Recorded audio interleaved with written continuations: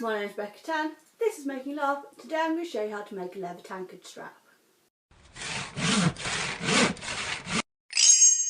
To make the tankard strap you'll need the following equipment.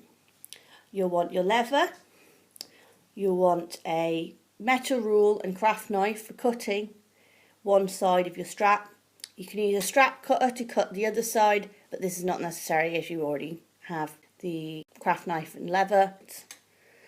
You'll want a hole punch, you'll want a set of popper pieces, which should be 4 different parts, as well as the setter for them. You'll want an eyelet and its setter. You will also need your cutting mat and your mat for when you're hammering pieces in, and obviously you'll need a hammer. The first thing you're going to want to do is cut down your piece of leather to the point where you've picked an edge that you're going to be making the strap out of. You're then going to want to take your metal rule and just make sure it's as a straight line as you can possibly get.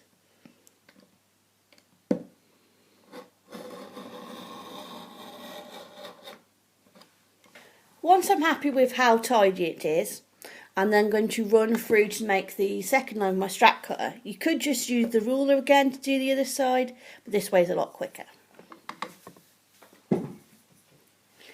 So I'm going to use the ruler marking and I'm going to make roughly a 1-inch strap. I'm going to use my metal rule to tidy that up as well. Once you're happy with the sides of your strap, you're going to play around with your piece of leather and decide where you want to position your buttons. Now I've got a completed strap here, and we found that these were a little bit too small to go through some belts. So you want to give yourself maybe quite a longish piece to do the belt, and then you're going to put a little bit on the end with room for your top of your popper and some rivets. You're also going to want to leave a little bit at the bottom, which is going to be what curls around your tankard. Now my strap is too big, even with giving extra room for that, so I'm going to cut that down a little bit, and then I'm going to make 4 holes for everything to go through. Now you want your holes to be through the bottom, where your piece is going to loop through, and then you're also going to want them further down for your rivets in order to make the loop there. So once you've decided you've got enough space along that side, you just make your hole or holes, depending on if you're using 1 rivet or 2, roughly in the centre of that piece. Now this is quite thin suede, so most of the time your holes are going to go through both pieces. If you're using a big piece of leather, you might want to use tailor's chalk or an owl or some other method of establishing where the holes are going to go and then going through and putting them in afterwards. Now the first piece we're going to do is the top piece. So you need to work out which side is your top and all that before you start hammering. This is also probably your last chance to do any last minute cutting, re-smoothing the edges, or any sort of decorative work you want to do on the piece. You're going to want to push your top piece through, making again sure that it is the top side that you're putting the nice cover on, and you're then going to want to put the popper part so that it fits on top. For the use of your popper tool, which has this little point here, it's going to push this bit round the side here down in such a way that it attaches the popper on. So you're going to want to make sure you're absolutely certain you've got the right pieces before you do this. Pieces on top of your anvil, your tool into the hole, and then hammer it.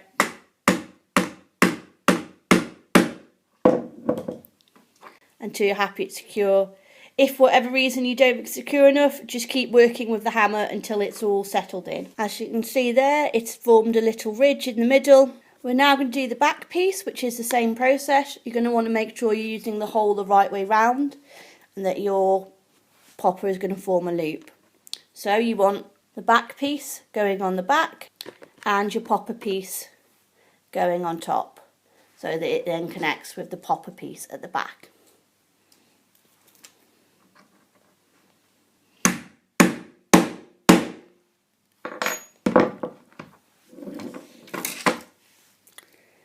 And there you can see that the piece has got in properly. You can click your popper on, quickly pull it off. So next piece you're going to do is you're going to put a rivet through both holes there to join the two loops.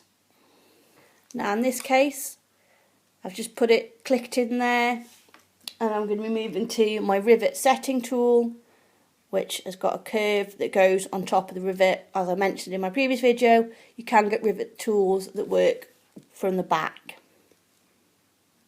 and go in through that hole there.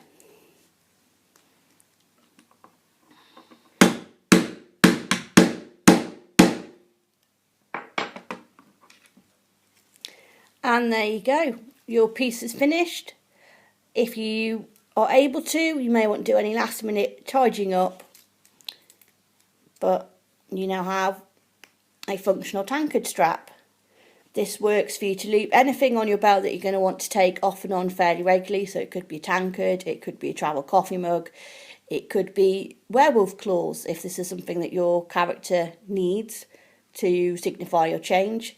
You would then just be able to pop the popper, take the thing that you're using off, and then hang it back on your belt. Well, I hope you found this video informative and you get good use out of being able to make straps with poppers for various different items you can hold. I'll see you next week.